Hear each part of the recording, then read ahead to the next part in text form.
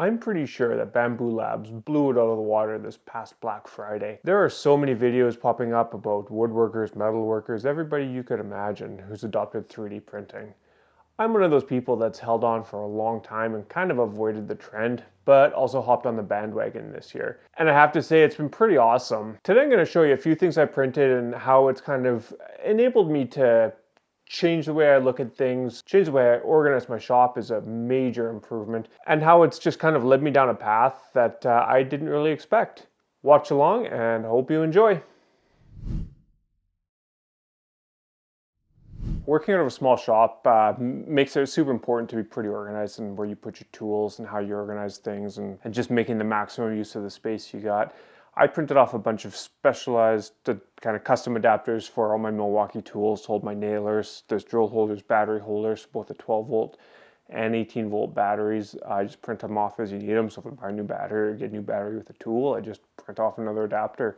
It allows me to put things like my framing nailer kind of tucked way out of the way. I don't use this very often, but it's nice to have a home for it. And it's not something I'd want to get rid of because, you know, if a nailer is invaluable when you need it, it's better than swinging a hammer. I also have my TSO track square track guides up here on the wall. These are something I've really struggled to try to find a home for quite a while. Basically, since I got them, I had them in the drawer. They were in the way. They'd always get hung up. They ended up on the bench, just kind of moved around. But especially for a tool like this, which I don't use very often, just being able to tuck it up here behind my monitor, kind of away in the corner. It's there if I need it. I can see it. I don't forget about it. But I never bump into it, never have to move it, which is really the name of the game here.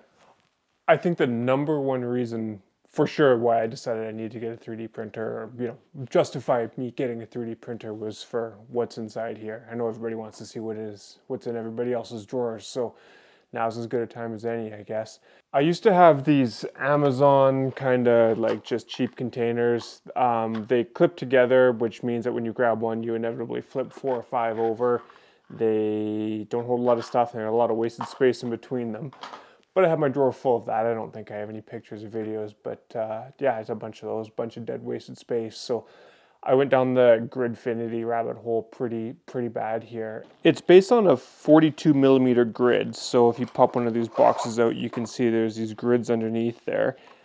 You can print containers basically any size that'll fit on your bed. So I've gone through my fastener drawer here and completely filled it up with a mishmash of colors of stuff. And it's just made it so much more organized. For little things like these springs here, you can double stack them. I'm gonna label everything here as I kind of get more time, but yeah, way better use of space for this drawer here. And then I've started working away on my junk drawer, which is just, you know, a collection of small things, pencils, you know, miscellaneous stuff. Working away to get this a bit better organized as well. But yeah, Gridfinity I think is pretty amazing. And the cool thing with the Gridfinity system is it's kind of like open source, so people post parametric models, so you can basically go in and tweak any file that's there.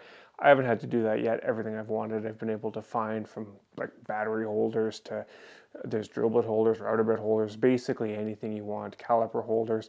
It's just a matter of making sure that your part will fit in that model and going from there. But it's a pretty cool system. I think for organization in a shop, that if that's the only reason why you buy a 3D printer, you won't be disappointed. One of the areas I haven't been able to solve yet, but I'm kind of picking away at it, is this pegboard. I hate pegboard, but I love having things on the wall where I can see them, especially frequently used stuff. I've been printing off some specialized holders here for like tape. I printed off an extra one, so I used it for my hearing protection.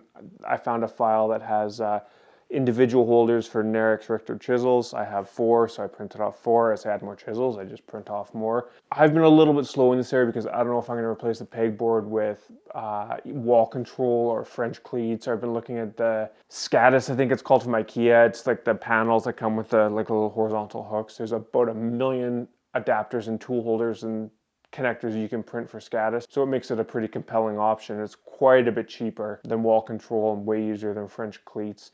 I like the idea of French cleats because they're strong and they can hold a lot, but they're generally fairly big, and like I want this for small stuff and I don't really need the flexibility to move it around. Once I have a spot, I'm usually good with it. I just need it to stay where it's at. And I've been working on tuning up my dust collector setup. Nothing major, just kind of want to tweak it a little bit. I added a bigger drum because it's been plaguing me a bit that I have to empty it every hour or so when I'm milling up wood. I finally put the bucket on the bottom of the filter just so it's easier to clean out. And honestly, dust collection is probably the second biggest reason I use to justify the purchase of the printer to myself. Be it fittings to connect, shop vac or festool hoses to tools. The first thing I designed was a custom adapter to connect the 2.5-inch hose to the dust boot on my CNC, and that worked pretty well. It was a little bit loose. I had to put a wrap of tape on there, but learned a thing or two there. Probably the thing I'm the most excited for is actually the only file I've bought to print. I'll put a link to the video and the guy's website down below, but these dust pipe couplers are designed to use with white PVC, DWR, or DWV, whatever it's called, drain, waste, vent. Anyways, it's the design. The file comes with two designs. One to go for stepped, where you're going from a pipe to a fitting, and the other one where it's flat, where it's going from a pipe to a pipe. You just buy some hardware, some nuts and a couple bolts, and some weather stripping, put it in here, suck it down tight. It includes instructions on how to assemble everything, a file to print a little holder that you can screw to the wall and then slide these in. So I'm going to use these for all of the connections. I think I printed about 10 of them. I need 17, I think, for all the fittings through here. So it's on my list. I'm slowly picking away at printing these when I have nothing else to print.